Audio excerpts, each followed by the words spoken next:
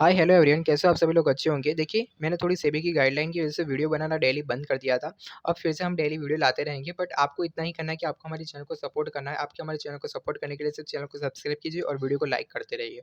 देखिए, एक बार फिर से कैरो इंडिया के बारे में बात करने से पहले मैं बता दूँ, ये स्टॉक का प्राइस करीब इश्यू प्राइस था 805। जब ये आईपीओ के वाले भाव पे आया था, तब से यहाँ पे एक ही बार स्टॉक ने अटेम्प्ट किया था अपने हाई प्राइस के आसपास जाने के लिए। वो उस टाइम ₹750 के आसपास के भाव के आसपास गया और उसके बाद लगातार गिरावट होती रही और यहाँ पे स्टॉक का दाम जो है वो आधे से भी कम हो चुका है। तो यहाँ पे अभी ₹309 के आसपास ट्रेड कर रहा है। देखिए, इस प्राइस पे स्टॉक के अब यहाँ पे आपको क्या करना चाहिए?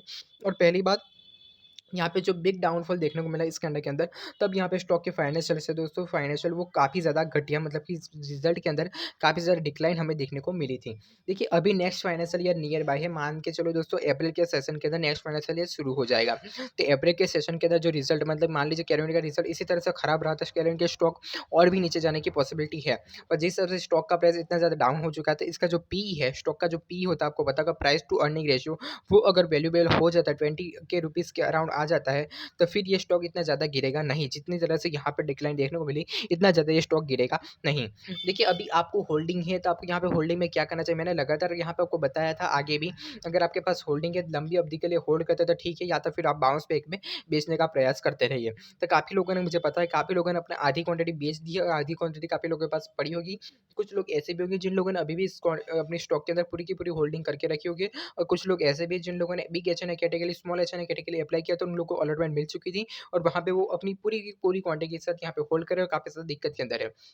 तो दोस्तों, मैं आप सभी लोगों को एक ही सलाह दूँगा, देखिए, स्टॉक का प्राइस का प्रेडिक्शन करने से पहले आप एक थॉट को जान लीजिए, एक प्रोसेस को जान लीजिए। अगर ये स्टॉक को आप मान के चलें कि अभी 805 के भाव के आस-पास जाना है, तो यहाँ पे अगर आप देखेंगे ऊपर से ये स्टॉक कितना गिरा है, ये आप देख लें। ऊपर से ये स्टॉक करीब गिरा है 50% के आस-पास का। अभी मान लीजिए स्टॉक को फिर से ऊपर की तरफ जाना है, ओके? यहाँ से ऊपर की तरफ जाना है तो कितना चलना पड़ेगा देख लीजिए। 83%, मतलब कि दोस्तों, जितना स्टॉक गिरा है, अगर 40% स्टॉक गिरा है, तो उसको ऊपर जाने के लिए 80% का जोर लगाना पड़ेगा। गिरा कितना था? 40% पर, जोर कितना लगाना पड़ेगा? 80% का। मतलब आपको मान के चलना होगा दोस्तों, रिकवरी के लिए आपको टाइम देना होगा स्टॉक को। अगर आप कंसंट्रेटेड टाइम देना चाहते हैं, तभी आपके पास यहाँ पे लंबी अवधि के लिए होल्ड करने के लिए आपके पास चांस है। अगर आप कंसंट्रेटली लंबी अवधि के लिए होल्ड नहीं करना चाहते, फिर आप इस स्टॉक के अंदर फिर से मैं आपको सलाह दूँगा, अभी भी स्टॉक थोड़ा-सा ऊपर है। बाउंस बैक में अगर और बाउंस बैक होता है, तो आप बेच सकते हो, और गिफ्ट निफ्टी के हिसाब से कल के दिन तक गैप डाउन होने वाला है। मंडे के दिन मार्केट में हॉलिडे है, तो ट्यूसडे के दिन हो सकता है मार्केट में गैप डाउन, और ट्यूसडे के दिन से पहले मंडे की जो मार्केट है, यूएस मार्केट कैसे रहता है, वो भी हमें देखना होगा।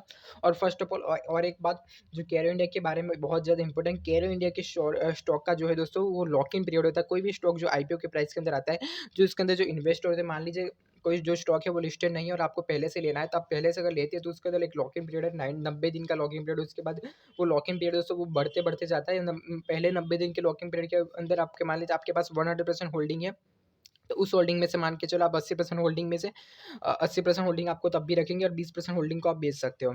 अभी ये जो लॉक इन पीरियड के अंदर दोस्तों, जनरली लोग अपना स्टॉक जो पोजीशन होते हैं वो बेचते हैं। कैरोने का भाव ऑलरेडी डाउन हो चुके थे। इन्वेस्टर इसके अंदर के स्टॉक सॉरी, इन्वेस्टर इसका अंदर का जो स्टॉक, अपना जो शेयर है, वो बेचेंगे या नहीं बेचेंगे दोस्तों? तो 100% मुझे लग रहा है इस भाव पे तो ये लोग बेचने के लिए थोड़े से हिचक रहे होंगे। क्यों? कि ऑलरेडी इतना ज़्यादा डाउन हो चुका था और यहाँ पे क्या बेचे ये लोग, ओके? तो मेरी बात ध्यान से समझने की कोशिश करना। क्यों क्यों ये लोग बेचेंगे?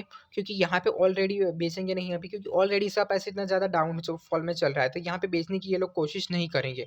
बट हाँ, ध्यान आपको ये रखना है कि जब भी बाउंस बैक आएगा, तो वो स्मार्ट इन्वेस्टर प्लेयर्स वो निकलने की कोशिश करेंगे, तो वहाँ पे स्मार्ट इन्वेस्टर प्लेयर के साथ आपको भी निकलना है। ऐसा ना हो कि वो यहाँ पे स्टॉक को ऊपर की तरफ धीरे-धीरे करके लेके जाए और वो निकल जाए फिर से, और फिर से यहाँ पे स्टॉक यहाँ पे नीचे की प्राइस के ऊपर आ जाए। आपको यही ध्यान रखना है, लॉक इन पीरियड की वजह से स्टॉक के अंदर अगर बड़े इन्वेस्टर प्लेयर अगर ऊपर की साइड का मोमेंटम दिखाता है ये स्टॉक, तभी आपको मान के चलना है। देखिए, 1 मंथ के अंदर यहाँ पे स्टॉक के अंदर ऊपर की प्राइस का मोमेंटम है, तो वो 100% इंस्टीट्यूशनल प्लेयर की वजह से होगा, जो अपनी पोजीशन को बेचने के लिए स्टॉक को ऊपर की तरफ लेके गए होंगे। तो उस टाइम पे आपको यहाँ पे स्टॉक में से दोस्तों निकलने की कोशिश करनी चाहिए। देखिए, आज की वीडियो में इतनी ही अपडेट थी जो स्टॉक के बारे में मुझे पता चली है। अगर और कोई नेक्स्ट अपडेट आपको मिलती है, तो रेगुलर ऐसे वीडियो के लिए आपको मैं लाता रहूँगा। चैनल को लाइक और चैनल को सब्सक्राइब करना मत भूलना।